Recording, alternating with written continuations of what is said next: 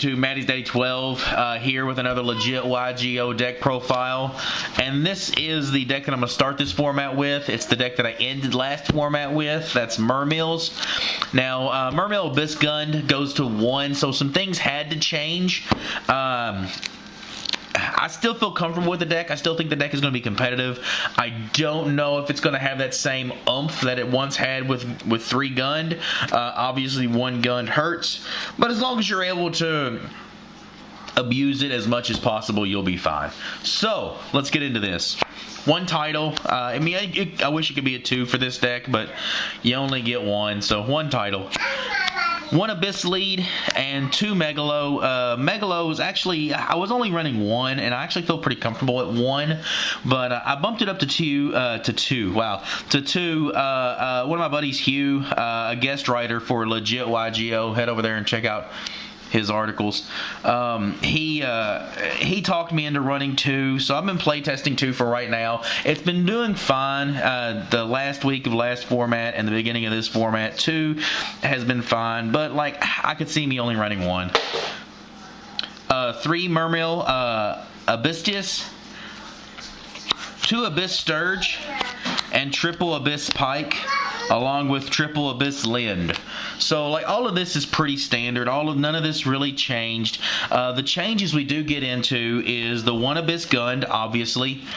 Let me go ahead and get some of this stuff out of the way. That's all the Mermails. That's the Mermail engine that I'm playing. That's all the water to it. Well, except for the Atlanteans, of course. 1 Dragoons. I feel like the deck is a bit gimped because now you're down to 1 gunned and 1 Dragoons. A lot of people just forget that this used to be at 3, how broken it was. I'm now up to triple Marksman.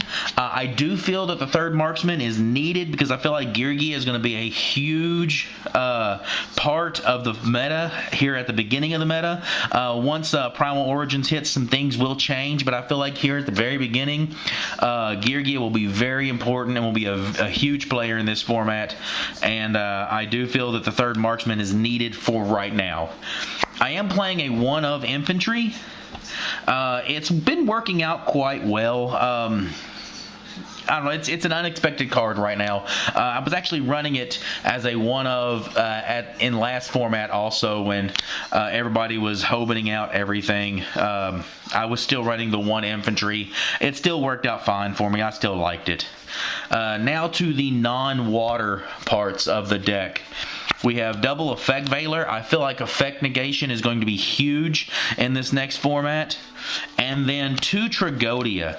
Tragodia is quite interesting. It's made for some interesting Exceed plays and a couple of Synchro plays. Like, a lot of people are not expecting this right now.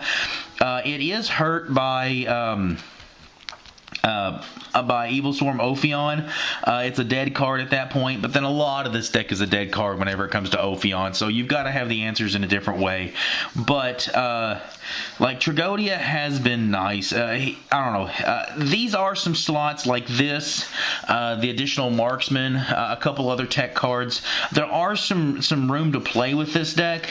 And Tragodia has just been my personal tech as of late. It's been working out quite well, though. I'm not hobening, as most people have called it. I'm not playing triple Upstart, triple Reckless in this deck anymore. I prefer to play the more European version of this deck where you're playing the triple MST, and then everybody has been going to Leo and Master of Blades, so stuff that doesn't target, destruction that doesn't target has been extremely important, so I have gone back to the Dark Hole. So that's the only 4 spells that I'm playing in this deck right now. Now on to the traps. Of course, triple Abyss Sphere. Cards just busted. Like this was one of the cards that should have been hit. Solemn Warning, Bottomless Trap Hole, and Torrential Tribute. I don't feel Compulse is as good right now as what it should be, because that card is really, really good. But it's not as good right now as what it used to be. Again, Effect Negation, 2 Breakthrough Skill. Effect Negation is going to be huge, guys, I'm telling you. And the ability to use this twice has been Really important. And then some more of my little tech cards that I've been trying out. I've been main decking one Ghost of a Grudge.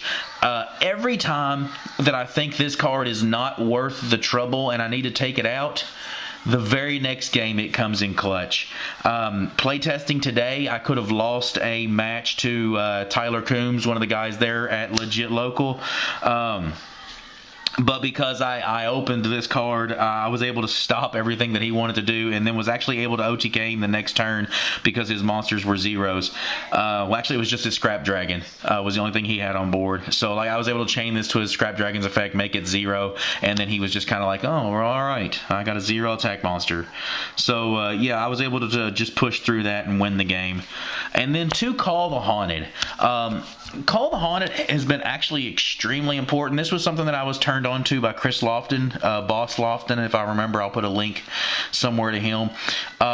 Really intelligent player. Like the ideal is you're going to sphere into Pike, and then you're going to call the Haunted, and you'll make your Pike play, and then you're going to call the Haunted Turge, and that way you get to abuse them. Or if you have a Pike play coming your next turn, you can call the Haunted Pike during your opponent's end phase, and then can summon your Pike the next turn. That way you can just continuously make Pike plays and make Turge plays, because you can only use their effects once per turn. Also, Call the Haunted, if you were to MST it, if it was to get blind MST'd, I can then chain it and bring back my Abyss Lind. Abyss Lind would die from the Call the Haunted, and then I'll get to special summon again, which will allow me to make another Pike play or another Turge play. Basically, the Turge to be able to just abuse the gun, get the gun back, and just reuse it with Pike plays. So there are my my trap cards. Again, some cards that you can play with. I feel like there's room here that you could adjust and play some other things. Again, effect negation is going to be huge, so I feel like these could be 3 Fiendish Chains if you wanted.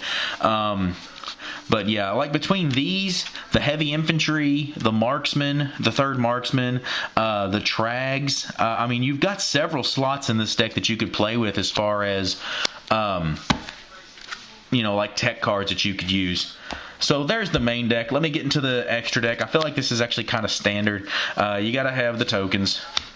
1 Draco Sack, you could run 2. I actually kind of like 2, but 1 Draco Sack for right now. 1 Big Eye, 1 Mermail Abyss YuGiOh. I want to play 2 of this card also. His skill drain effect just shuts down a lot of decks, but for right now it's still at 1. 1 Master of Blades. This is actually what the second YuGiOh became.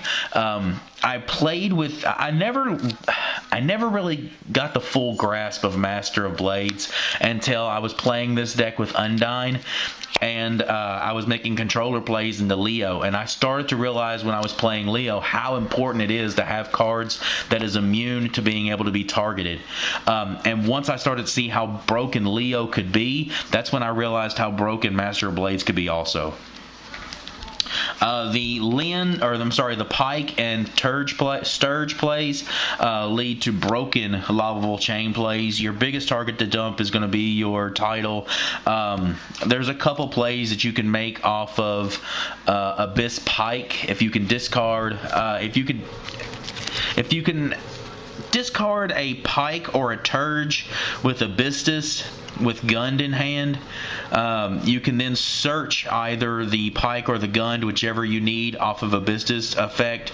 Then you can summon the other, discarding the Gund to get the one that you discarded for Abystus back, making the Lavable Chain play, and then you dump title, remove the 2 waters to then make a Draco Sack play. So then you start your turn with Lavable Chain and Draco Sack both on the field. It's a pretty solid play, and it happens more often than not.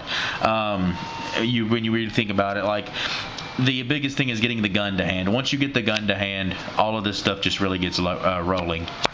1 Abyss Dweller, 1 101 Honor, 1 Exciting Knight, One crazy box, I side deck skill drain, as odd as it sounds. Like, there's a lot of stuff that you can abuse in this deck with skill drain. And crazy box, there's been a couple of guys in my locals that are playing Heretic and Mythic Rulers and are main decking skill drain. So I'll just bring out my crazy box and just beat at them for 3,000. Bahamut Shark, which will get me Mermail Abystrite, or could also get me my number 47 Nightmare Shark. And then Nightmare Shark also allows me to reach for game a little bit better than like Cowboy would, because I can reach for 2,000 instead of 800. One Ghostrix Alucard. And then for my level 8s, I do run to 2 tuners, the Effect Veilers. So my level 8 plays happen, not very often, but they do happen. Especially with the Call of the Haunted now. I can call the Haunted back the Effect Veiler, Synchro into, say, Scrap Dragon. Call the Haunted would be left dead, and then I can target the Call of the Haunted and remove a card from my opponent's side of the field. So the Scrap Dragon plays are there. And then Stardust is just kind of a generic one right now. I feel like this could change, but for right now, Stardust is what I'm going with. So there you go, guys. I appreciate it. Make sure you head over to Legit YuGiOh and check out our articles. Also remember to comment, rate, subscribe, that whole thing. Keep up with us at legityugioh.com, and keep up with us on Facebook, legityugioh.com on Facebook also. I appreciate it, guys. Subscribe, comment down below, show us how much you love us.